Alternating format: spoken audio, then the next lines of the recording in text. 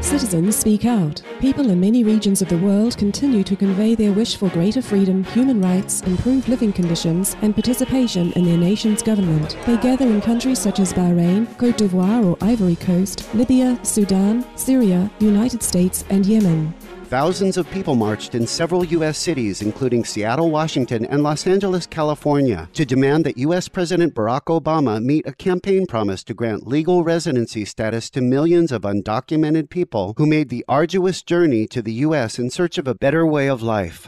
On Monday, former Côte d'Ivoire President Laurent Gbagbo called upon his supporters to refrain from political quarrels and instead work together to rebuild the West African nation's stability after months of conflict over disputed November 2010 presidential election. He met with a delegation of elder statesmen from the group known as the Elders, including former UN Secretary-General Kofi Annan, South African Archbishop Desmond Tutu, and former President of the Republic of Ireland Mary Robinson, who asked government officials to allow the International Committee of the Red Cross to visit with President Gbagbo and his wife, who are being held in the country's north. Many of the 85,000 Thai and Cambodian residents living near a disputed ancient temple were able to return home on Monday, May 2nd, as tensions between the two sides eased, although a conflict between troops late Monday night claimed the life of a Thai soldier and left 3 others wounded.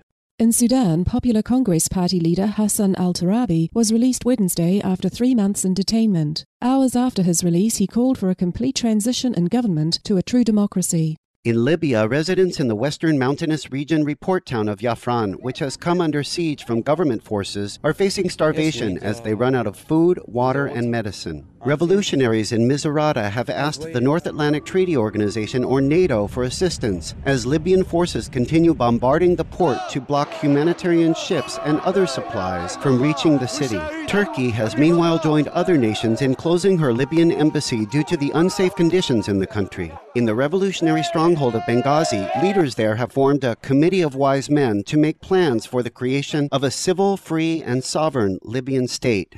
Syrian rights group Annan reports that in the besieged city of Daraa, government security forces are arresting countless men between the ages of 18 to 45. Annan estimates that 800 people have been detained since last Thursday alone, with 2,434 known arrests across the country and at least 5,000 others who have gone missing since the protests began. Among them is Al Jazeera journalist Dorothy Pavaz, who disappeared after arriving in Damascus. Concerned for her safety, Al Jazeera and Iranian Foreign Minister Ali Akbar Solahi have both called for the Syrian government to locate and return her immediately. Meanwhile, on Tuesday, Algerian journalist Khaled Sid Mohand, a reporter for both the French public radio station France Culture and French daily news Le Monde, was freed. French Foreign Minister Alain Juppé welcomed Mr. Mohand's release as he stated, "No democracy can function without freedom of the press." The Bahraini government is continuing its efforts of suppressing protesters, arresting 2 members of parliament from the minority Al-Wefaq party who had resigned from their posts. Bahraini forces also abducted 10 school children on Tuesday with no explanation as to why.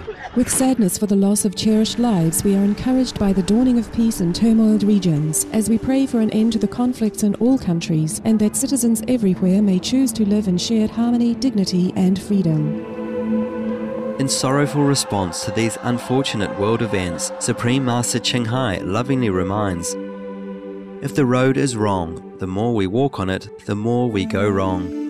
Any leaders who committed harm to others should stop at once, sincerely repent to God, and act to redeem their mistaken deeds.